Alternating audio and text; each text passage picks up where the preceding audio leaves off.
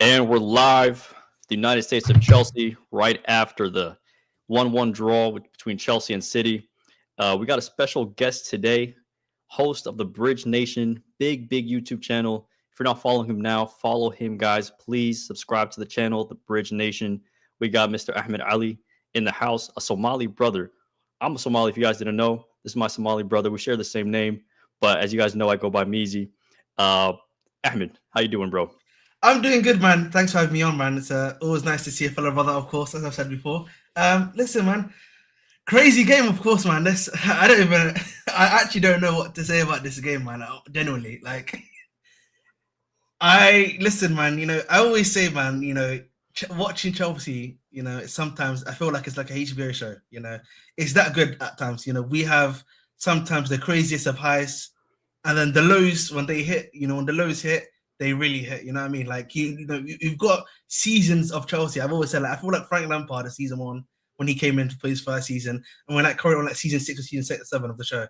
I don't know when it's gonna end, but I was gonna say you're right, bro. Like every season just feels like whole new season, like a Netflix or HBO show. Nothing is like continuing outside of like some of these players that we've had under Bluco. But if you're going back to like even before Lampard, we're going to Sarri, we're going to Conte. Every season just feels like why can't we just continue from what we did last season and continue building that project the same way Arsenal's doing, right? Yeah. But damn, bro, 1-1. I didn't ask you though, what was your expectations going into the game? Were you expecting to win? Did you want to win? Let's be honest here. No, I wasn't. I wasn't expecting one. I'll be honest with you, mate. I was hoping for a draw, and obviously we did get the draw at the end. But I was hoping for a draw. I'll be honest. The lineup. When I saw the lineup, Sanchez wasn't available. Obviously, we had Jorgensen. We've seen his performances this season and the season before. I was very worried. You then see obviously Buddy Shield starting as well. Christopher, that's another red flag already walking there.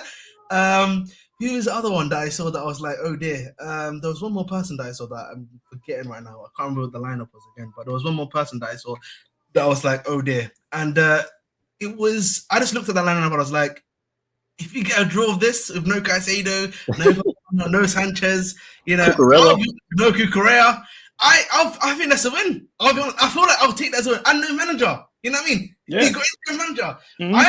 I actually think if you look at the way he shaped up beforehand, obviously, I actually like this. I think that shape suited us essentially. Again, we've got defenders that are very prone to making birds and mistakes, which we literally saw in the game, which I'm sure we'll talk about. But I thought that was a good enough shape. I think that probably took advantage of like the best player in terms of the attackers, what they could do best as well. So I thought for me personally, that was a pretty decent. Yeah, no, I agree. The one change that in hindsight I would have made, which is probably an unpopular decision, would have been starting with Delap.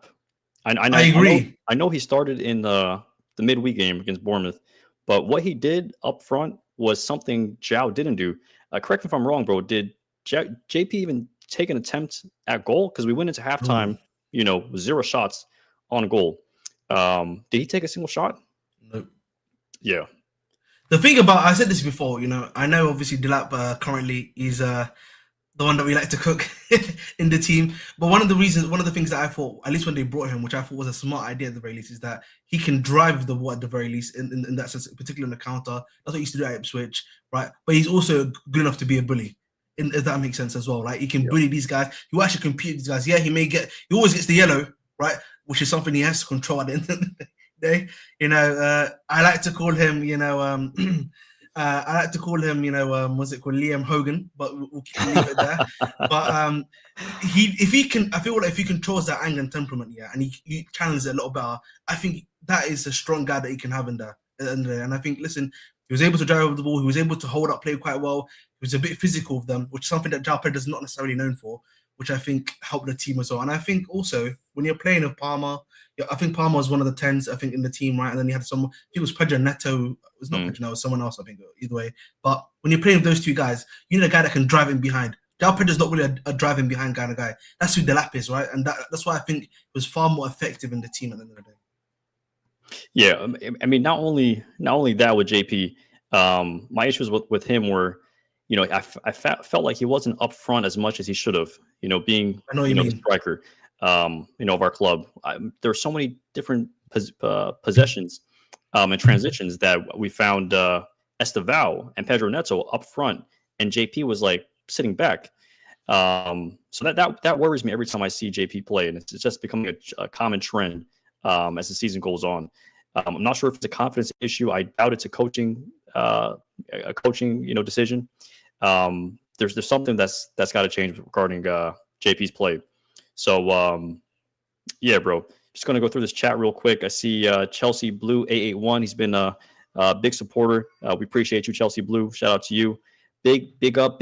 When you don't overcomplicate the tactics, this team is good. I agree with that. And this team could have been a lot better as well if we did have our main guys playing.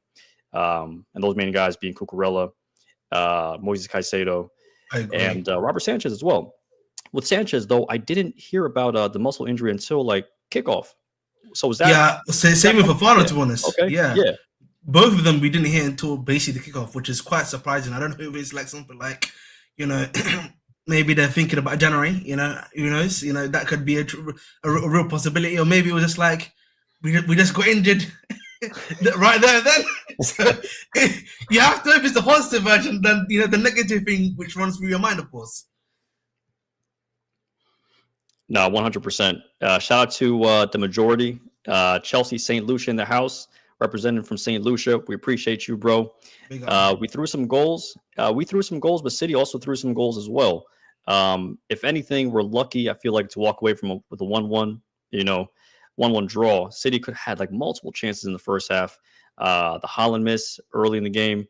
Reinders had a banger of a goal. Yeah. But even in the second half as well, was it Haaland or Shirky to Bernardo Silva? There are many possessions. I think all of their attackers had basically great chances to score. 100%. To be honest, and I'll be real. There's one culprit. I'm pretty sure we might speak about him a little bit later. But that guy, oh my goodness me, mate. I can't believe he's actually, I watched him. I went to obviously like the game the other day against Bournemouth at home, and I can't lie to you, man. These guys, these defenders, bro, watching them in real life and seeing them on TV, bro, it might be worse to watch them in real life than it is to see them on TV. Can't believe what I'm seeing, man. I'll be honest. Yeah. Nah, bro. So I don't know if we got into it on the live, but for those who don't know, the Bridge Nation, you're based in West London, right? Yeah. And Southwest London, right? Mm-hmm. And how far are you from the bridge? Probably just 20 minute walk. Yeah. Season ticket holder, CPO, pitch holder? CPO, definitely. I've got a CPO thing, but I'm not a season ticket holder now. I usually, a lot of my mates are usually season ticket holders. I usually ask them if I need a ticket. Yeah. How is it like getting tickets? For those who don't know. I mean, I did go to my first game this season. I went to the season opener versus Crystal Palace. Oh, that's pretty good. Yeah. Man, it was well. Let me get into the game, and I'll tell you how I got the tickets. So the game, I thought the game was, it was bang average. It was a very slow game. I mean, obviously, the guys were coming off of a long season, the Club World Cup, and all that. We had a short preseason, but I was happy to be there. I was happy to be at the bridge for the first time. I did watch the team during the Club World Cup. I was traveling, across the East Coast. That's pretty cool. I'm based in Jersey, so I went to a couple of games. But the game itself at the bridge, I just felt like it was just not what I was expecting. I had, if you haven't been to the bridge and you live in America, you kind of have expectations like, oh, I'm going to the bridge. It's going to be rowdy. It's going to be crazy. Man, I was sitting in the Matthew Harding upper section, and it was just quiet, man. I mean, a lot of the season ticket holders I was next to were like older men. So they probably had season tickets for like 40, 50 years since they were like in their 20s. Pretty much. When I say older men, these guys were like, probably above 50, maybe in their 60s. Mm-hmm. But yeah, no, we were honestly lucky to walk away from that game as well with a 0-0. Obviously, that Eze free kick was, I don't know how that got disallowed. That got disallowed because of a foul in the box or something during the play. I think it's a foul shot, if I'm not mistaken, from the wall. Yeah. So it is what it is, man. End of the day, I was happy to be there, happy to see my team play, in London itself. Getting tickets was not easy though. Like I bought tickets from this third party site. It wasn't live like Vivid Seats or anything. It was Ticketmaster. It was some shady site, Bloody but hell. and I got it for like it was like $250, bro. Huh? Yeah, but you see, the thing is, the reason why I did it, right, is because I'm like, how often am I in London? Not often, right? And if I'm in London, I might as well just drop 200 plus, to I see know, the team. yeah. So You know I'm what kinda it all is? desperate. But yeah, tell me. That's crazy. That's crazy. You know, for example, the ticket that I got to watch the last game, for example, Bournemouth, was 60 quid. I only paid 60 pounds for it. Okay. That's face value. That's usually the price of the actual ticket itself. So they're not making profit. I'm not making any money from them. It's just the same price. So usually, at least for me, whenever I try to get tickets, luckily I've got like a good two to three good friends who are like season ticket holders. I can usually ask them, hey guys, is there any tickets or spares available? They're usually season ticket holders that they can speak with, obviously, who are available, right? And then they usually can say, oh, this guy's got a ticket. Either they'll get into contact on my behalf, or there will be like a going between, and then I can usually just get a ticket like that, basically. Does that make sense?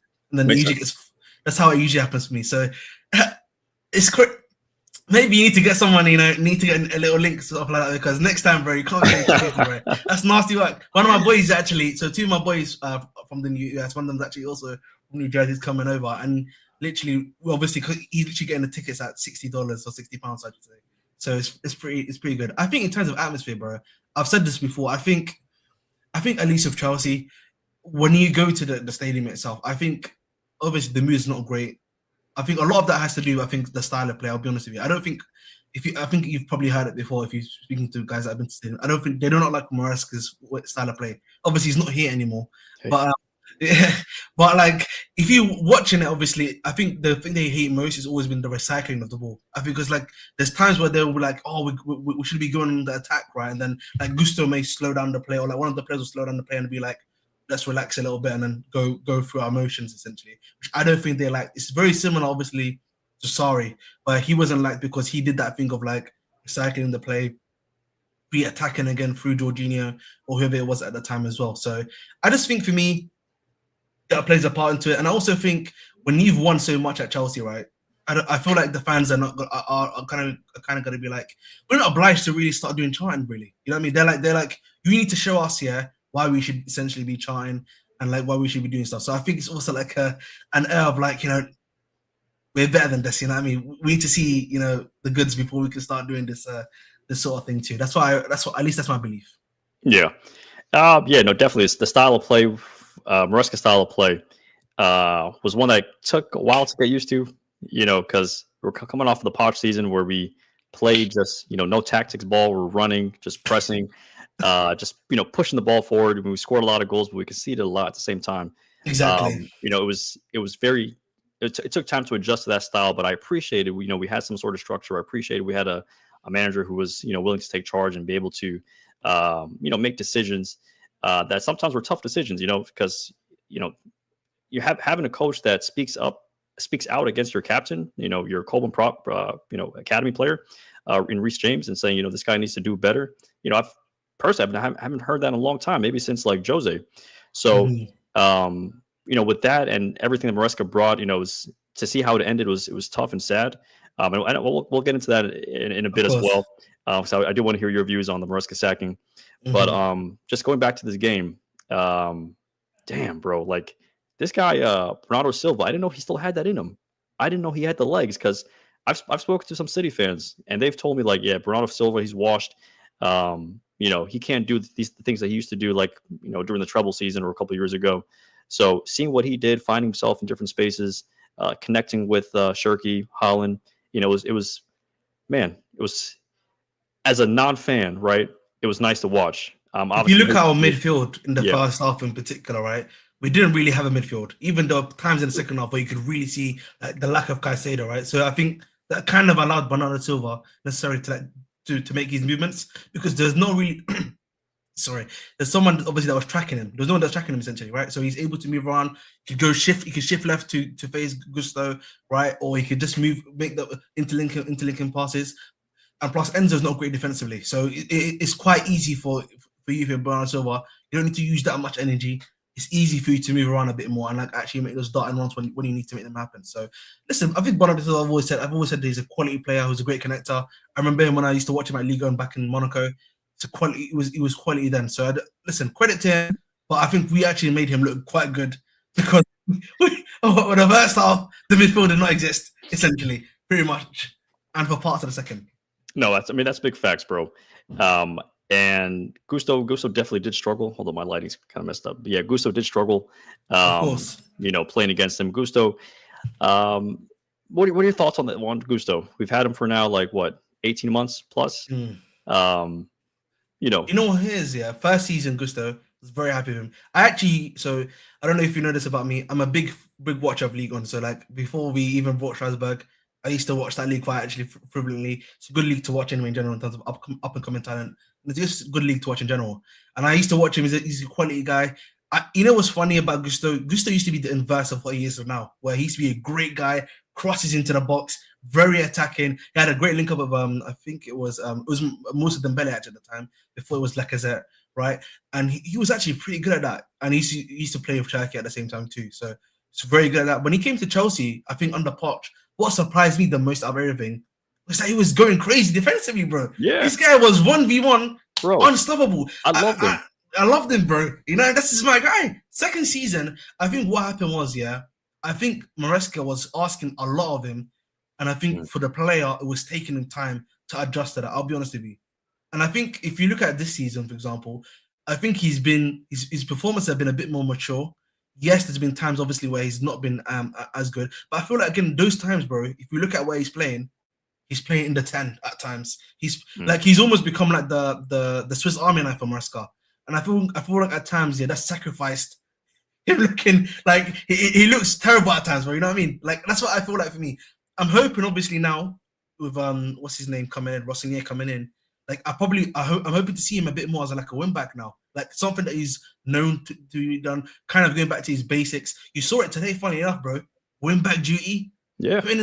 That's old Gusto. If you watch League on Gusto, then him and that, there's no difference, bro, that you'll ever see from the both of them. Even Poch Gusto, right? Yeah, even Poch Gusto, right? Mm-hmm. So that's the thing that I really want to see back to. I feel like, bro, at times, there's some players where you can't overcomplicate what they need to do. Does that make sense? Yeah. Not all players can do that. Like Reece James, for example, going into midfield, inverting, making stuff happen. You can do that, of course, right? But there's some players, even though they're good players, they can't necessarily do that overcomplication of stuff, if that makes sense to you. Yeah, 100%, bro. I mean, as like an old saying goes, it's hard to teach an old dog new tricks. And not to say like our players are old, but they've been playing a certain way for so long, to take a fullback who's a proper wing back and say, hey, we're going to play you in the midfield as a 10. Bro, it's going to take anybody time to adjust. Exactly. And I feel like a lot of people didn't give Gusto that time and space to, make those mistakes. But at the same time, we're a club that, our fans are so used to winning and so used to winning. Patience is very little, bro. Patience is hard, bro. So, that's why, this past couple of years under Blueco, it's been, it's been different, bro. Listen, it's definitely been, I would say, an experience. 100%. That's the best way to put it. The Blueco experience.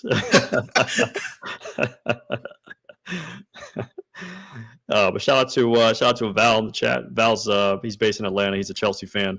He said shout out to Delap. I agree with you on that, bro. Delap had a great. I don't want to say great because I don't want to be quoted, but Delap had a decent game for his standards. His link up play. I can't lie to you. This might be his. I was saying Bournemouth was probably a very good game from him. 100%. But this might generally be his best game I've seen him play. And you know what's funny? I feel this is like I've been quite critical at times about Maresca, about the way he's used some of our attackers in particular. But this is a game where I felt like the guy Callum, he actually worked to the player's advantage. I hate to say it like this, but he played to the player's strengths at times, which I think definitely benefited Delap of all people.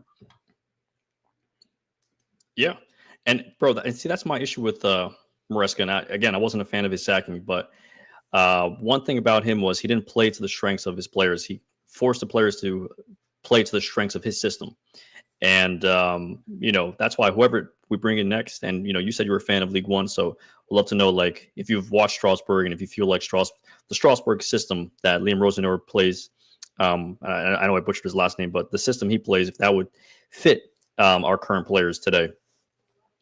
Um, I think for me, the thing with Maresca, the problem with Maresca is that he's a philosophical manager, and that's I think a big mistake at Chelsea. I'm afraid, you know what I mean, because we already saw that philosophical manager in Sarri. Even though I'm a big fan of Sarri, by the way, Sarri was like, well, I was very happy when we got him at the time.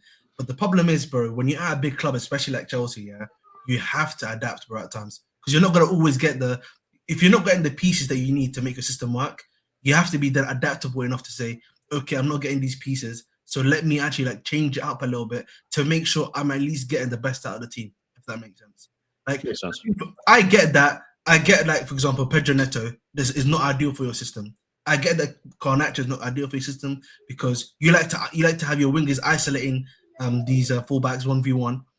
Garnacho's a runner. He's not going to be able to drill past his man, nor is Pedro Neto.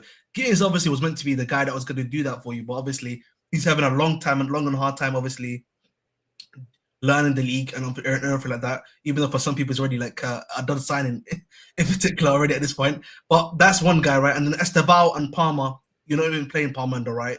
And Estevao is the only other guy that's basically usable, if that makes sense in that position. So for me, this is where I was always like, yeah, if you tweak it a little bit, maybe put Palmer on the right, Estevao on the left, you have obviously Delap, obviously, or João Pedro, who you want in your 9th position. I think that would have been a lot better. Play a 3-man midfield.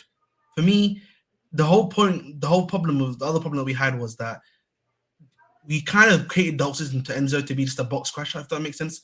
Obviously today, great goal for you. Thank you for equalizing for us, right? But realistically, he's been performing very poorly in general. His performance has been poor. Everything about him has been poor. But we've basically reduced this guy to Conor Gallagher and Mason Mount in our old team. And we used to quit these guys, right? Because these guys, the whole thing for them was we needed to score, bro. And we used to crash it on these two, and he wasn't doing that for us quite well, right? Caicedo was sacrificing basically the whole midfield defense just so that you can make sure everything can happen for you. So I think for me, should play in the 3-man midfield, having Andre Santos in the team. And again, look at today's performance for Andre Santos. This is why I get a question mark, and I'm like, bro, this guy last season, if you watched him in Ligue 1, even if you watched him in the Brazilian league, this guy can play. He knows how to do stuff. He's a very smart player. But I don't think you're putting him in the right positions, bro, to make him work. And so I look at the manager there, and again, I'm just like, are we using the team correctly here? Are we using the team correctly? I know Hato today, he looks better as he came on, right? It's the best way to put it. But Hato is a good player, by the way. I've seen him play. I'm like, Cuckoo has been playing quite a lot of games recently. Can we not just say, Cuckoo, Raya, 70 minutes is enough for you, bro. Have a seat. Rest up. We don't want your hamstrings to be injured as they probably are right now. Hato 20 minutes. We can definitely do that, bro, in some of these games. But the manager has decided not to do that. And he did that last season with some of these players. And if you look at a good example of this is João Felix. I'm not a João Felix fan at all. But Cole Palmer was going for a terrible form in December, remember? Like in January. He had the opportunity. This season or last season? Last season. Remember last season? Right? Yeah. Last season example, right? He could have just told, obviously, what he could have done then, Palmer could have held the bench for a little bit and played João Felix for a game or two. Obviously, because he was trying to play him into form for like basically 3 to 4 months before he got injured, if you remember, at the time. And it was just like, bro, why are we doing this? Like, it was clearly not working, by the way, at the time too. Yeah. Yeah, I mean, João Felix, again, I also wasn't a fan of João Felix like that, but there were things João did that creativity-wise, we could have, used in the second half of the season. I feel like we lost a lot of creativity that João brings. He's just an unlucky guy, though. When he goes and, tries to strike the ball, it's always hitting the woodwork. It's like the guy loves to hit the post every single time. He definitely loves to hit the post, but I just think in general, Maresca, I just felt like if he was just a bit more adaptable, bro, a little bit more adaptable, I think life would be easier for him. You know what I mean? I think the fans I feel like you have like 70% of the fans with you. You would have probably had 100% of the fans because you would have at least been showing, I'm trying to be adaptable here. I'm trying to do stuff to make stuff work. And they're not giving me the pieces anyway, if that makes sense. But you're not doing that for yourself, bro. You're not making your life easier. Yeah. I mean, I think it makes sense to some degree why he got sacked by the board. I mean, just everything else aside with, the book and him asking for a new and improved contract. To your point on like, if could he have played Hato a lot more? Could he have played Josh Achapong a lot more? Yeah, he could have, right? But he's a guy who's quick to lose faith in his players. Hato, How crazy it was Yo! into. Ahmed, this is Tosh. He's big. He's actually the one who put me on to you. He's one of the co-hosts. Yes, sir. What's good, brother? Check out, bro. Hope you're doing well, man. Check out our Somali brother on the Bridge Nation. I was like, wait, Somali brother doing Chelsea content? The only Somali guy I know outside of us doing Premier League content is like, Saeed TV and Gal, the Arsenal fan. I was like, yo, put me on to the Bridge. If he's a Chelsea guy, we got to connect with him. So, yeah, man. I found you in my algorithm. We just started maybe 3 months ago, and I just loved your content, man. I'm not gonna lie. I was tuning in. I was dropping messages. I don't even know if you saw some of your chats be popping. So, but big ups to you, bro. You really be on your job too. Like we're trying to model our like we trying to do a similar model. We just did a bunch of fan cams. We got 2 City fans. And then we got a couple Chelsea guys. But I really like your streams, bro. Shout out to you, bro. Hey, man, that's much appreciated, man. It's always good to see my God. People that actually like my streams. It's very rare. I actually have like a bus driver that I met recently. Oh yeah. Yeah, I got a free bus ride. So you know what? Listen, man, I ain't complaining. Yeah. It's crazy, bro. I was playing basketball, and there was some Chelsea fans I didn't even know. One guy had a Chelsea tattoo on his leg, and I played basketball for him for the last 2-3 months.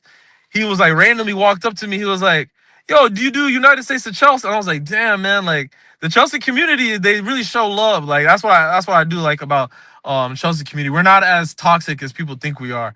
But our ownership, our model, that's different. That's very, very, very toxic.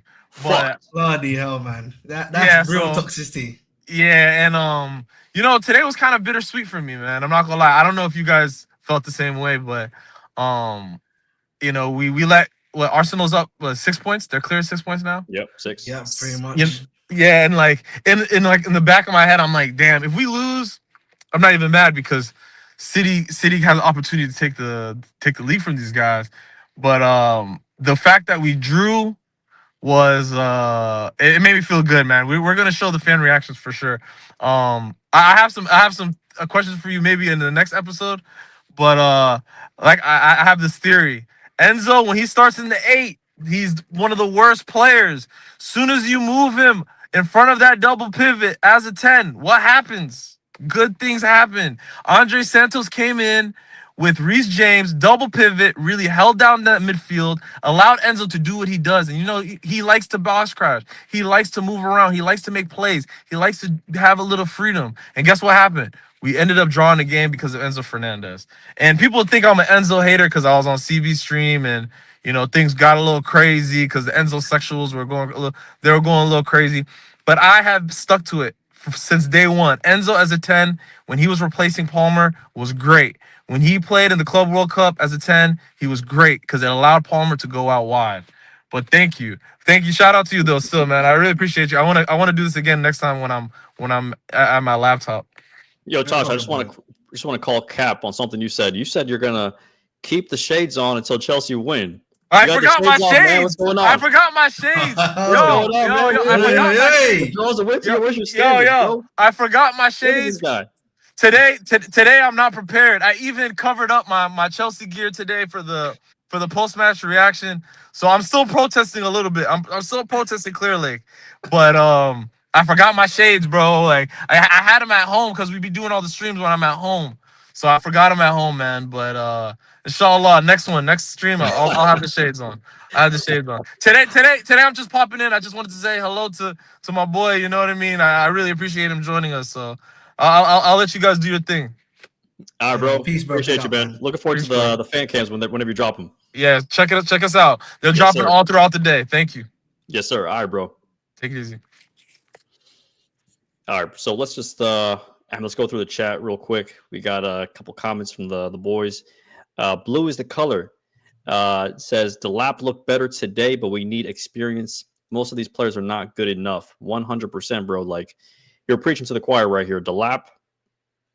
Ahmed here from the Bridge Nation said this is his best game. probably this season. Like if the Bournemouth Yeah. game was a top tier game from Delap, this was even better performance. But we need experience badly. The problem is, man, like, are we going to get that experience? That's always the question, because the experience is going to come from players who are a bit older, right? Players who are demanding more money, higher wages, and we've shown we're not willing to go in on those players. We're probably going to be the team that signs. I said this yesterday. We're going to sign like Krupi Jr. That's going to be our striker options. Like, I'll be honest, if you signed Cooper Jr., that would probably be better than signing João Pedro. I'll keep it real. Yeah, but the problem is, but you know what the issue is though? Yeah. Like, I think for me, the issue is not necessarily an experienced signing, by the way. I think it's a quality issue, bro. Right? There's a difference between signing like let me use a better example here, because I'm a civil engineer, for example, right? Yeah. So one of the things that I do usually whenever I do pre-construction work is that I look to see how the base is built, right? There's some players here where the base, for example, is really well built. Esteban is a good example of that, right? He's got everything that you basically need. He's basically ready to go, right? But then there's guys like Delap, for example. He's half built. The base is half built, right?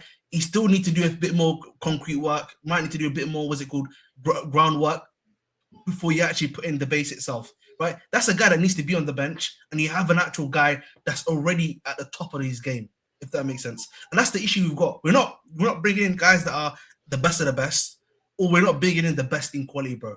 Like the top gems. We're trying to go for, I think we're almost trying to do the thing in FM where they're going for before they become the gem. You know what I mean? Oh, yeah. You're seeing the stats starting to hit. So we're trying to take him now before he becomes like the top young superstar, and then you're competing with Real Madrid, you're competing with PSG, you're competing with the Manchester clubs, everyone basically to come and collect them essentially, which is the issue. Yeah, I mean, like you said in FM, I do it in FIFA Manager mode all the time. Like, whenever I start a new career, I'm like, okay, how can I find I just use Google, like Wonder Kids in FIFA 26, right? Exactly. And I'm looking for the guys who are like 68, 70 overall, but they got potential to hit like 80 plus. And, you're signing them for like, 20. But they're not even looking for those, bro. They're trying to look for the ones even below that. That's basically what they're looking for. We're going to the, like we said, we're going to the daycare. We're trying to find them when they're young. I mean, that's literally what I'm trying to do. That I know man. what you mean. The problem is there's a lot of Somali daycares out there, but you know the issues going on over there. At least we got the kids, man. We're bringing in the kids, although they're not performing as well. We're showing faith, blind faith, I should say, in a lot of our signings. But experience is something you definitely need. The other issue is, and I know we probably when we get to Clear Lake discussion, I'll probably elaborate on it a little bit more. But when you're buying young players, let's go right now. I hate Clear Lake, man. I'm Clear Lake out. Let's get into it. Listen, okay. I think the best way I'm gonna put it is that I want Clear Lake out too, but I don't see the point of saying Clear Lake out because they cannot leave us right now. Does that make sense? I don't know how to explain it. Like, I think for me, if you're gonna, obviously I saw the process that's happened recently. I actually like the idea of the process. You target the actual headhunter, which is Iqbali. I've said this before. I don't know if you've watched anime before. Iqbali for me is like Danzo from Naruto. And hear me out. He's basically like the guy that's doing all the craziness, all the madness. You know what I mean? And then Broly's basically is like the third Hokage. He's the guy that everyone looks at. He's like, we're blaming him for everything. But reality is, the real villain is underneath us. That's been like that in the mainstream media for me for like the last 3 to 4 seasons. When it comes to Iqbal, like no one's talked about him, no one's spoken about. It's only now that I'm starting to see his name being mentioned. And I love it. And that's the thing. Like, if you read, obviously, one thing I will say about the print media is that I'll give them credit. They've always been talking about Iqbal. It's just that no one, for some reason, decided to take notice. Like, who is this guy? So, which really annoyed me. But I agree. Obviously, Clear Lake out. I would love to have that happen ideally. But obviously, with the way that stuff goes, with the 2032, I think is when they can really start selling the club. That's not ideal. But I think for me, my main issue with Clear Lake is that I think the model, if you're buying the best of the best quality talent, bro, I don't think I would have necessarily an issue. Does that make sense? Like, if I was buying Barcola, if I was buying the Ulises or the world, right? That would be, amazing. You know what I mean? I would be happy with that. You know what? Listen, if I lose a game or two, but I know the guys that I have here are like 10 out of 10s. I know in a year or two, I'm competing for a title. I wouldn't mind. But the problem is we're bringing in guys that are 2, 3, maybe even 4 years ready before they're ready to hit the ground running. What happens to the guys that are like 24, 25 right now? And not just that, it's like we're bringing in this multiple players to compete in the same position who are at the same level. Like you got Exactly. Garnacho and Gittins on the left. Like, bro, couldn't you, I don't mind if we sign one of them, but could you have like the other signing have been a player who was like ready to like play today, bring us results today. So that's my issue with Clear Lake. But yeah. The thing it also is, bro. Like if you're gonna do this youth model that you're trying to do, you have to go either all in, right? You go all in basically. You sacrifice whatever you want to accept, whether it be Champions League football, Premier League football for a season or two, because you're like, I believe in these guys. I want these guys to develop. Or you do the method that you're mentioning, right? Where you have the starting 11 sorted, bang, ready to go, right? And then there's substitutions that can come on. If you bring one or two of them on, but the main squad remains the same, it's not an issue. But we're not even, we've gone half and half, bro. We're doing 50-50, right? And that's the problem. Are we doing 50-50 though? I would argue because like even though we signed Caicedo, who Liverpool and other big clubs wanted, even though we signed Enzo Fernandez, they were still young in their careers. Like it's not like these guys were world beaters when we signed them. But I'm talking about right now. I think that's a fair point, obviously. But if we look at it right now, I would probably say our two fullbacks in terms of Reece James and Cucurella, Enzo Caicedo, realistically, right? Even though I'm not, I'll probably say if I got 100 million for Enzo Fernandez right now, I would take that. Taking a run. Take it a run, obviously. And the other player, obviously, even though he's not been in form right now, is Cole Palmer and Esteval. Maybe that's what you would include, right? Everyone else right now, realistically, is a dud. Like Gusto, obviously, I would keep, obviously, for bench options. Some of these other guys, maybe one or two bench options. But that's half a squad that you've got built, bro. The rest of them are basically, you know what I mean, still need to be developed, still need to be done. So I mean, I would argue like Wesley Fofana, if he's injury free. I think I can't lie to you. It's over for the big man. It's over for him, bro. Yeah. So, the thing is, like Reece James, Reece James escaped the. It's over for you, bro, because he actually stayed one season full of hope. With him, he's cooked. I'll be honest. Yeah. No, but I mean, it's hard for me to disagree with you on that, bro. Like a lot of our players who are performing today are like Cobham players. We got Shalaba, who's killing it in the back. Who played pretty good today, right? He didn't make that many mistakes. He was decent. I think he was okay, right? And obviously Colwell's injured. He's left center back that we definitely need, especially when he's back fit. Of course. And but yeah, I mean the glaring issues in our squad. I mean, at least for me, we got to bring in a proper 9. If we do that. We got to bring in a left winger, and because I really don't want to see Estevao on the left. I agree. I don't think that's his proper position. And another center back, right? If we got to bring in a center back, a left winger, and a striker, and probably need to bring another midfielder. Probably another midfielder, right? To yeah. Because I'll be honest, Lavia is he's in like we can't rely on you anymore, big man. So yeah. There's no one else. Well, let's see. I mean, we got Reece, who can play that position very well, right? Although, is that a position we want to play Reece in long term? That's the question. I feel like him playing in the midfield has helped him a lot when it comes to just being free from injury. Exactly. But he's just such a versatile guy. I mean, people talk about this is how we played in Wigan and in the academy days. He played in the midfield. Exactly. I wasn't really privy to that, but seeing him play in the midfield and seeing him play on the right back position, I'm just like, yo, this guy's. I knew he was special before, but he's just like took the words out of my mouth when I saw him, like especially against Arsenal. Playing that defensive mid position, covering for Caicedo. Quality, though. That's a quality player, man. Hopefully we can give him that contract soon because he's almost got 2 years left on his deal. So let's make that happen, please. Yeah, you said you got 2 years left. You got 2 years left, right? It's about end of the season. You'll have 2 years left. Yeah. It's kind of crazy. It's going to be tough, bro. He's pure profit at the end of the day, so he might be one player to go because you can't pay Reece any less than what he's making today. You know what I mean? A guy like Reece, you got to give him an improved contract with a bump in pay. So he's already at 250 right now. So probably, yeah. That's probably 205. That's probably like killing the directors and the board already. Like, oh, someone's making 250. He should be making 130. We can replace Reece with a guy who can make 130. There's no way you can replace that guy, bro. But yeah, so shout out to Jimmy. He said this man's third eye open. I know he sent that when you were preaching, bro, about Clear Lake and their model, and the anime football footy takes. So shout out to you, Ahmed, for that. Well, much appreciated, man. Just going through some of the comments. We got Kitan. Oh, Big up to you, Kitan. Hot take, Badiashile played really solid today.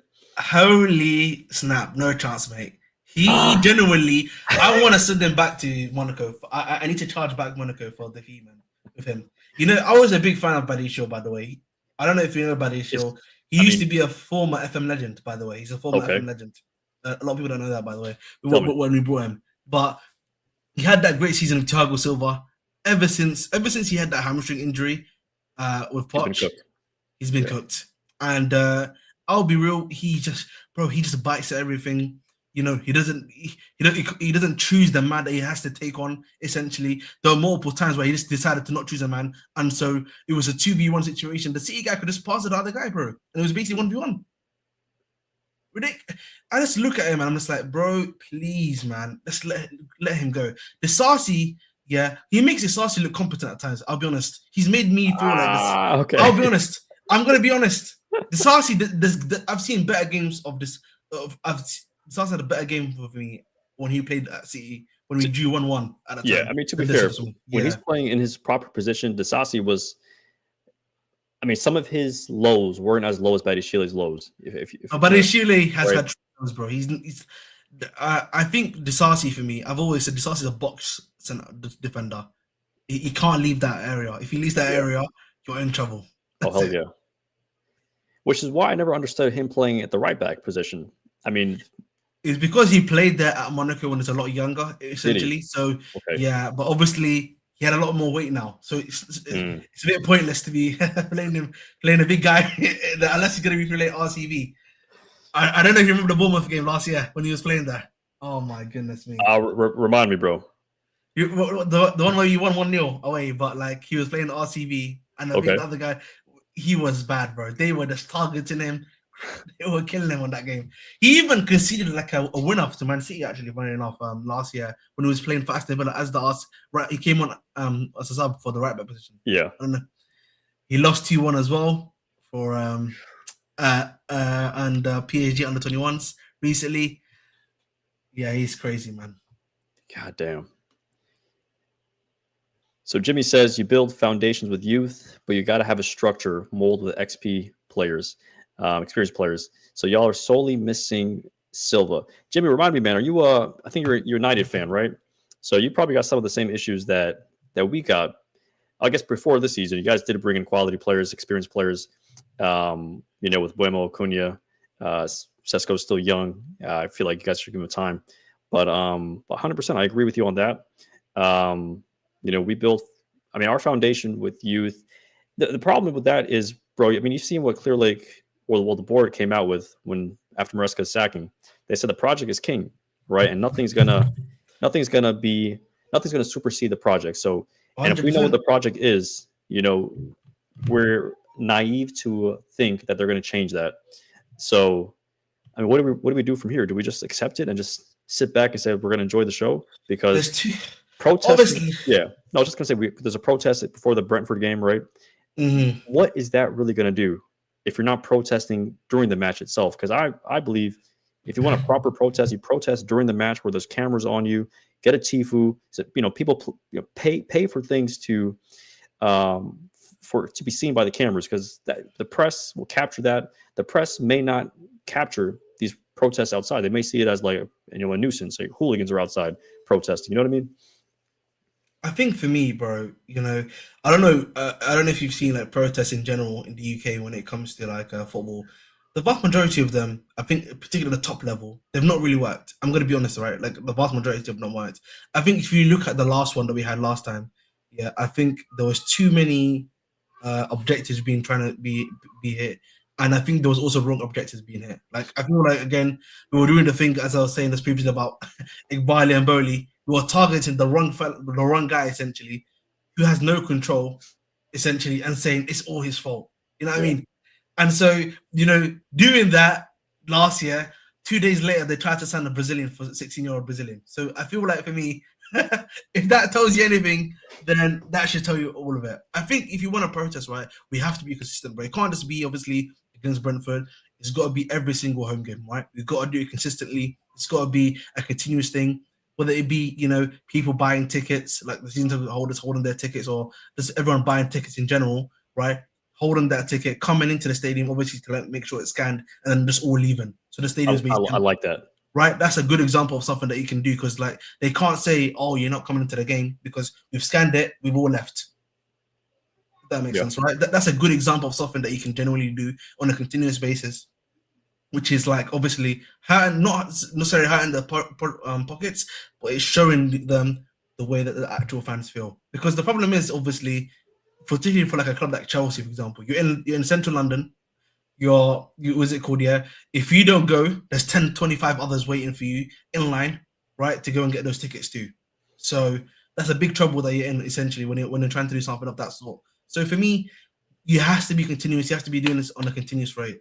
But then there's a second thing, which is that, and this is the worry I personally have, which is that, do these guys really care, bro? If we protest, like, let's be objective about that too. Yeah. I don't really think so either. Like that's like a sad reality that I feel like, which is like, clearly, bro, if they really cared, bro, they wouldn't be sacking Maresca right now, bro. I agree. If they cared about the fan perspective in general, yeah, they wouldn't be sacking Maresca, because I think, yes, I know that obviously the hardcore home support may not like the way he plays, but in general, the whole fan base in general seems to be quite happy and agreeable with what Maresca is doing for the team. See, but this is my thoughts on like how the board sees Maresca. We know now, having seen the number of managers they've sacked, going back to Tuchel, who's a Champions League winning coach, Pochettino, who took us from, 12 to 6, whatever you want to say about him. The players loved him. The players like to play under Poch. And then, with Maresca right now, and also the number of signings they make and how they double down on these signings. They know the fans aren't happy with signing 16-year-olds or 15-year-olds, but they double down and they'll sign another 16-year-old the next day, right? So it's like, we know they don't give a damn what people think or what the media says.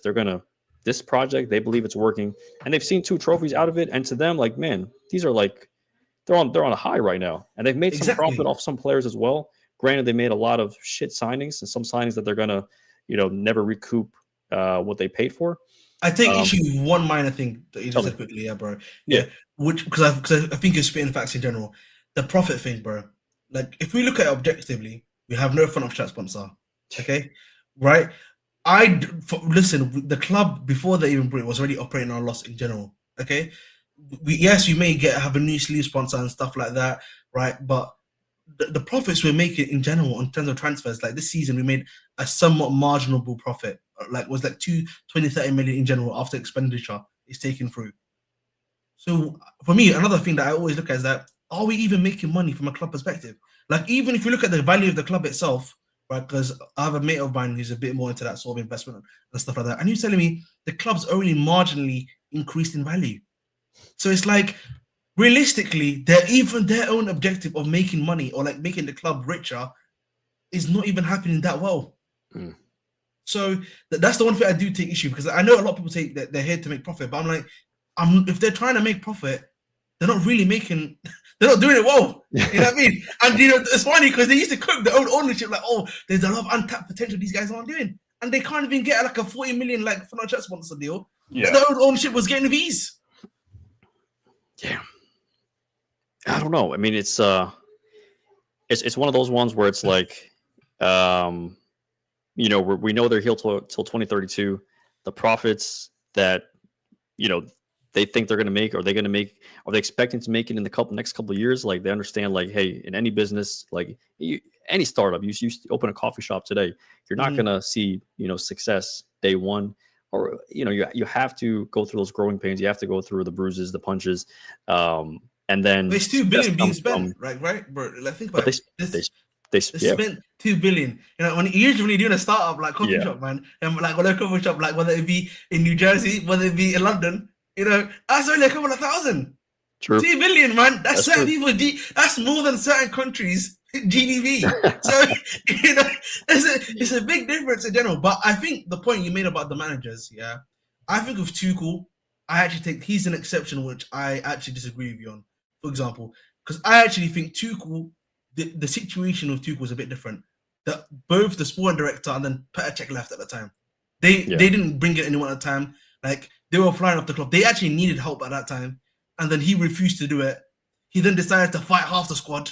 Right? It was I don't know if you remember that the thing about are you with me or are you against me? I remember. Yeah. You know. So there's a lot of stuff with Tuchel. It's like he self-destructed on himself, basically. Like I still can't get over the fact that he didn't know who Dennis Zakaria was. I don't know if you know that. that was Tuchel. Who didn't know who he was? That was Tuchel. Yes. Oh man. Okay. Because I remember Pochettino didn't know who Malang Sarr was. Malang Sarr, obviously, because remember they sent him to the depths of hell. They sent him to like 23s, basically. But I think, listen, with them, they see you as a cog in the machine. I think that's obviously the point that came up. But I've said this before. You're a cog in the machine. We are making the signings. You don't have a say. You are just here, bro, to coach. It's almost like the NBA model, right? Or like the other model where, obviously, if you're like a regular coach, bro, you're here just to coach, bro. Make the schemes, make the stuff happen, everything of the sort, and then you keep it pushing, if that makes sense. So that's what they're asking you to do.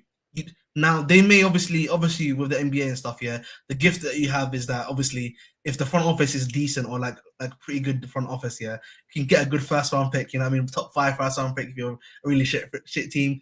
And if the draft class that year is really good, that changes your life, innit? That changes your life usually, right? But in this situation with Chelsea, I'm not sure the draft lottery for us is hitting as well.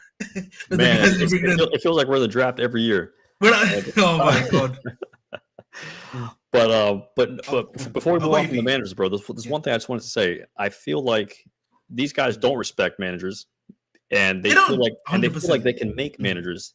They feel like the managers are successful because of their system. So they look at Maresca and they say, "Okay, look, dude, we made you. You were nothing before you came to Clear Lake. You were."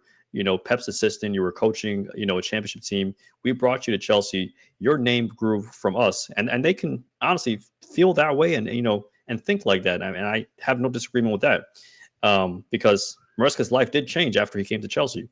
So they probably see, they can make another Maresca. So bringing Liam, if he's the one they're going to bring in, they feel like, look, Liam, we can make you into Maresca, and whoever they, bring up to Strasbourg, right, to replace Liam, who's probably going to be next up after Liam. I feel so sorry for Trezeguet, by the way. I'm very sympathetic to the plight, by the way. Multi-club models are not something that I'm a big fan of personally, but like the way we're killing them is not great at all. But I think for me, the thing for them has always been that they don't respect managers.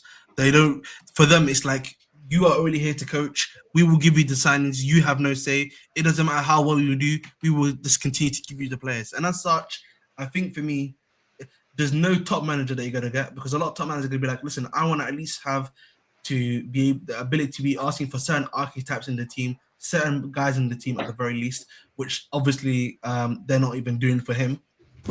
The second thing is also like, if the board and sporting directors are acting like they're the best thing, the best guys that know the job and know how to do stuff, then you're also in a bit of trouble too, secondary. So essentially, man, you're in a bit of trouble either way. So like if you look at the guys that we're even targeting, bro, right? We're targeting guys that are up and coming managers. We're not even targeting the creme de la creme. Yeah. And you can see from just like the wages from our coaches, from Tuchel, starting from under like the Bluco, era, from Tuchel to now Liam, we're going from, upwards of 10 mil to now Liam, salary, I think is around 2 million, and every coach that we've signed since Tuchel, salary has decreased. So not only are they cutting the wages for our managers, for our players, but they're also cutting the wages for our managers. So they're really trying to cut costs in every way possible to make these profits that, you just, told me that you have an inside, ITK in the know that this is not even ITK in the know. This is just me looking at the stuff that's already available, bro. I'm not that level yet. You know what I mean? I ain't got the inside sources like that just yet. Maybe one day, I get the run envelope that people keep saying, man. Maybe one day I can get that one. But I just think, listen, I think right now the reality is we're stuck with these guys, bro. In the short to medium term, and unless they decide for some reason something happens, something changes, we're not gonna make it out the hood. That's the best way to put it. So it is really what it is. Yeah. So Katan says the only way to attack Blue Co is to attack where it hurts them. Do not go to attend the games. Do not buy merch from the mega store. They'll have to eventually answer the investors. You know, I think this is a much better way to think. You know, I know people who, excuse me, who are like, hey, let's get relegated. that's gonna. I can't lie to you. Sell. That I cannot do. I can't get with that because that one I can't do. Bro, that's a tough league. That's a very tough league. And there's no guarantee once you go down that you're going to come back up. But, you know, being a big club, you know, you expect, you know, if we do go down and they sell, you know, another big investor will buy us, you know, because we're not, you know, we're just not, you know, I don't want to hate on Leeds, you know, they beat us 3-1. But, you know, we're not teams like Leeds or, you know, the yo-yo clubs that go up and down. You know, I feel like if an investor came in, they'll bring us back up. But I wouldn't want to watch championship football for, you know, a season or even 2 seasons. No, that's rough. Yeah. So I'd rather get by, you know, protesting this way. You know, I think the other thing is like I hate to be the guy to say this, but I think the match stuff is gonna be impossible. I'll be honest with you. It's again, there's sometimes, you know, there's a club reaches a point where it's just too big to fail, bro. There's no way. Like, I feel like if you're a top 6 club, maybe Spurs I might put into that category, maybe. But the rest of them, City, United, Chelsea, Liverpool, and stuff like that, it's very hard for you to do that, bro, and it'd be effective. I'm gonna keep it very raw. Yeah, I mean, once No, I was gonna say once you go global, it's hard to go unglobal, if that's even a term. You know, Chelsea merch is being sold everywhere. You go to the Nike store, you go to, you know, I heard like Tosh was telling me at Hollister, you know, these shops at these like retail stores in the mall, they're selling Chelsea, not just like Chelsea jerseys, but they're selling like Chelsea shirts and, you know, t-shirts and hoodies with Chelsea, you know, the name on it. So obviously the team is getting some sort of kickback from that. But you know, it's we've gone global, bro. So it's hard to like put the hat back in the bag. Especially with the Premier League, bro. The Premier League, like, is so dominant now. The Premier League, in terms of the financial money and everything it has right now. Like, the other leagues can't even compete, bro. Right now, they're trying to compete, but they can't compete. It becomes impossible for you to then do that sort of thing. That's why, for me, if you're gonna really try to aim for that protest, it has to be the thing of like the guys, the regular people, or the local fans, and some of the guys extra buy all the tickets up essentially, and then they essentially come into the stadium, get a ticket, and then they just literally stay in like the Commodore area where they can just buy drinks or food, essentially, and just don't go into the stadium at all. That's literally the best way to. That's the best way to do it, really. Yeah. Question, bro. Did you go to the last protest? No, I was not able to. I was actually working at that time. I tried to actually go there. Okay, if you had the opportunity, you would have gone though. Yeah. Because the thing is, like, I work in Central, so whenever I come back, it's also Central. But like the road that it's on is like super traffic, bro. It's very hard to get into it. Yeah. Are we gonna see you at the protest this month? I would like to. So yeah, I would like to. I'm planning to go to the game tomorrow, so I'll probably be there. Okay. Nice, bro. So I know we're about to wrap things up real quick. Just want to go through a couple more comments in the chat. We got Jimmy saying the hope is that project pans out. At the end of the day, Roman and Clear Lake are different owners. Clear Lake doesn't seem likely to fold to fan pressure. This is a glorified investment vehicle, 100%, bro. Yeah, I can't disagree there. I agree. The project has totally gone for a toss. Spent $1.5 billion on transfers, no front sponsor. Sacked 6 managers since the takeover. No updates on stadium expansion. So this is one that probably hits close to home. Ahmed, you know, I want to know your thoughts on. Do you ever see a possibility that the club moves out of Stamford Bridge, especially with the CPO having such a strong grip on Stamford Bridge? I think for me, the best opportunity in terms of recent history obviously was the Excel Stadium, which was in Earls Court. That obviously is pretty much done now, so they clearly don't want to move to that point. The other problem is, like, you know, that level of land that you need to rebuild into a stadium, particularly in our area of like just Chelsea and Kensington itself, is very rich, bro. It's cost a lot of money just to move, right? I've always said, if you're gonna try to move it, bro, it's probably gonna have to be a bit away from the actual place called Chelsea itself, because it's so expensive. The houses by itself go for millions, let alone the land underneath it. So which is already a problem. You then obviously have a secondary issue, right, which I've always talked about, which is, okay, if you want to build one Stamford Bridge, there's a lot of issues, right? You've got the underground, which goes underneath. You've got the railway station, which is on the other side as well. You've got a graveyard that's next to it. So a lot of that complicates the matter in general. And I've said this before as a civil engineer, it's going to be very hard for you to do. It's going to take a lot of work. It's going to take a lot of time. And it's going to probably, and like, again, the max stadium capacity you probably get is what, 55K, maybe 60K at a push. Is that, you're already at 40 something K right now. Is that worth it? I always ask the question. Rather than you read the clubs like Leeds announced that they're going to renovate their stadium and they're going from, 42 to like 55, so honestly, at this point, anything's better than what we got. I think I hear that, but it's just like, I think for me, like, if particularly for us, right, I feel like we would probably want a 70K stadium, right? 70 to 80K stadium, bespoke stuff. We can do the stuff that they're doing probably at the Tottenham Hotspur Stadium, right? That's probably the ideal stuff that the ownership would probably want from us. And even myself, I wouldn't mind having that. But I'm not sure you can necessarily just do that with 60K. That's for me. CPO, listen, I'll be honest, if CPO is getting plans to do stuff at Chelsea, they'll probably, at Stamford Bridge, they'll probably accept it like this straight away, right? Okay. Even if you were to move it, right? But there was like an actual like valid reason you're moving it for. Is there a possibility that you can even move like the stuff that the CPO's like licensed stuff onto that new place that you're gonna move to, right? So that it's still owned by the fans and stuff like that. How would that work? That's stuff you have to think about, right? Because Roman, he tried to move to like Battersea Power Station, which is another place that's very local to me, right? Which is like now it's like a flipping super boutique, what's it called, luxury mall essentially, right over there, and that place, for example, the way what's the name of the mall? It's just literally Battersea Power Station. Oh, okay. Yeah. But it's like he was always trying to build a stadium there, right? But the way he was trying to go about it essentially was to circumvent the CPO and buy all their shares. So then essentially he's the main shareholder, right? And he doesn't need to listen to any of them at all. Obviously, that wasn't the case. He wasn't able to do that. And so the move never happened. Obviously, something else happened over there. So I think it's just about, obviously, can you lay out your plan effectively? And can you obviously lay out your opinion effectively? That's what it comes down to, really. Yeah. Well, we pray for better days and better times, bro. And hopefully, I hope so, bro. What are people saying like around the home base? Do they want to move? Do they feel the pressure to move, or do they just feel like, look, this is our home. We've been here since 1905. We want to be at the bridge, or do they people more like, okay, we want to compete with the times? And I think part of it also is that, listen, I've debated this a lot with my own mates here, but it's like, if you look at like the guys that have moved stadiums, has that been financially, it's been effective, but for atmosphere reasons, has it been effective? And I think a lot of them would probably say the answer is no, right? Realistically, the atmosphere is, you've lost something in terms of the atmosphere, in terms of like the juice that you probably would have had before.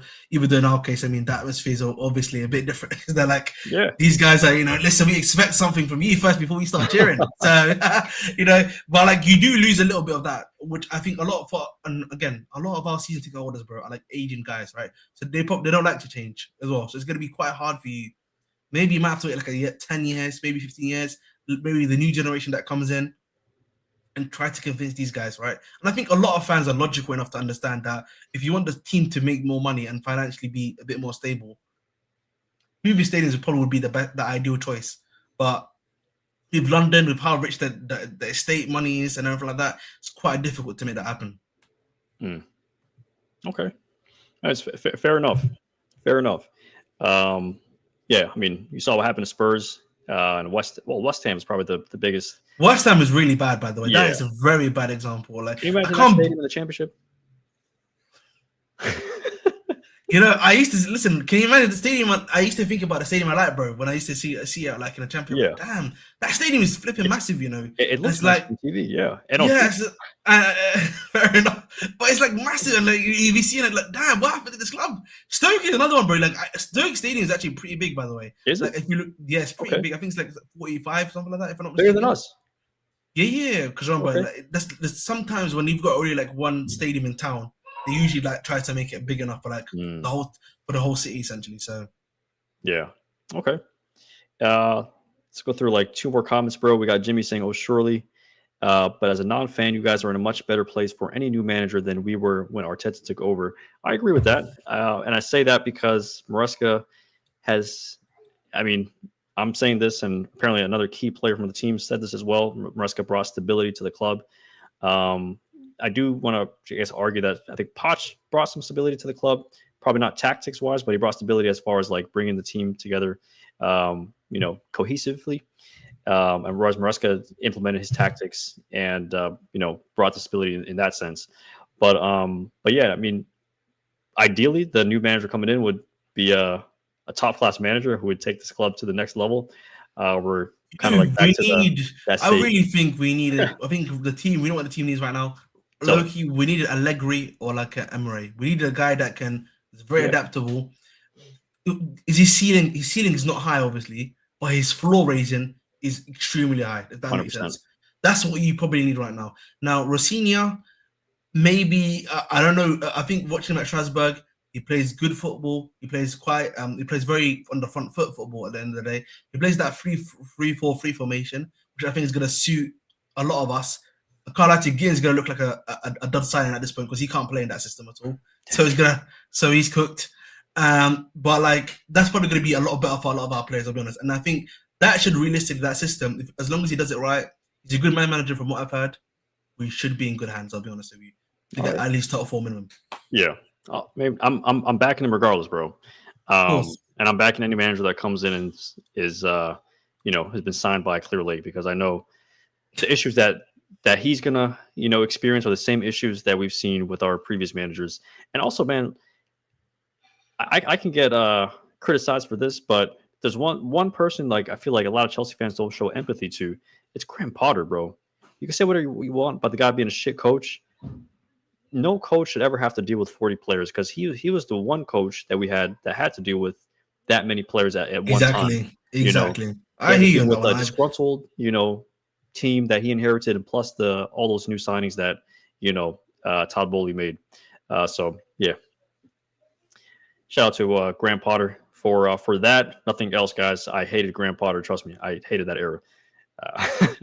Want to make myself clear. And final comment: the difference here is Arteta isn't a yes man, unlike the sacked Arteta. Well, Maresca was a yes man at first, right? He came in as a yes man, but obviously he built his resume with us, and he has more of a voice. So, shout out to Maresca, man. I mean, I think he's one that's going to be missed, and one we feel like we lost a bit too early, because I don't know. I mean, I think it's fair to say that, right? I think we would have loved to see how it could have ended, with another full season. Not that I think we would have won the league or won the Champions League, probably be another top 4 season, but you just always want to see improvement. And if you see improvement, that improvement can bring, can make you excited for the next season. So, Ahmed, shout out to you, bro. I know we've gone on for an hour. We want to get you on for a proper episode with the full cast. We're just going to chop it up. Start from the very beginning, start from day one on how you became a Chelsea fan. We're just going to kick back to a bit more relaxed than this. This was, pretty, I don't want to say heated, but it's right after a 1-1 draw. Not too happy about it. Again, I didn't come into the game expecting to win, draw, or lose. I was just watching, bro. I was watching with my mates actually on I was watching my mates in Discord, man. We were just having a lot of fun, man. I'll be honest. It's one of them ones where you just make jokes, man, and you just watching the game and hoping for the best, and we got the best. We got the best possible option. I'll be honest. Hey, bro. But big up to you, bro. Big up to every single person in the chat. Big up to everybody on the live stream. Thank you guys for tuning in. If you haven't subscribed to Ahmed's podcast, The Bridge Nation, please do so now. Ahmed, you want to put your your YouTube link or some of your handles in the chat? I'll just pin it for the guys to see. And guys, stay tuned. Tosh and Chemlaka, they're out in DC. They're out in DC today, doing some fan cams. So we got some City fan cams, Chelsea fan cams post the match at the local Chelsea bar in Washington DC. So that should be coming out pretty soon, any minute now. I know they're going to be dropping a couple fan cams, I should say. And we'll chop it up again day after the match, just to fully dissect and discuss how the game went and how we think we're gonna play against Fulham, which is another big game. That's on Wednesday, you know. Damn. That's once, bro. For every shit I've heard about, December being a horrible month, I look at January. I'm like, we're playing every 3 days, just like December. That's what happens though when you play what's it called? Champions League football. Wait, 1 second, bro. I'm getting breaking news. I think 1 second. What happened? Yo, This guy's an ITK. huh? You guys hear this? Live news, breaking live news on the United States Sorry. of Chelsea. That's not breaking news. Sorry, it's not breaking What we news. got, bro? Huh? Oh yeah, thank you. Cheers. Sorry. Breaking news. Sorry, my apologies, but I have a younger brother that lives with me. So I thought he was calling me about that. He was calling me about his PC. Got you. Breaking news. We got some PC issues, at the Bridge Nation household. But the Bridge Nation, Ahmed, shout out to you, bro. We thought we had some breaking news. My bad, We bro. had Liam It was just signing on a 5-year contract. no, because the only thing that came out whilst you were talking, literally, was that obviously he's in London now. That's literally got confirmed, and that he's going to be signed as the new manager in the next 24 hours, apparently. Yeah, I mean, I think that deal's good as done. So, yeah, guys, once again, follow the Bridge Nation. Like, subscribe to everything he's putting out there. Subscribe to our channel as well. We're still growing. Big year for us. 2026 may not be a big year for Chelsea, but it's a big year, for all content creators. And man, bro, I just want to see you continue to have success. And looking forward to chopping it up again, Brian, my Somali brother. And whatever Trump says about us, we're not trash, man. We're good people, right? Come on. That guy, man. He's a funny guy, man. Honestly, 1 week is someone else, bro. This week is is a new person, isn't it? So we're all good, bro. Hey, but he's Trump's gonna be in Chelsea history forever with that Club World Cup, man. He celebrated with the boys. So yeah.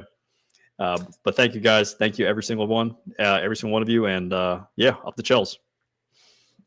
Up the Chels, man. Big up.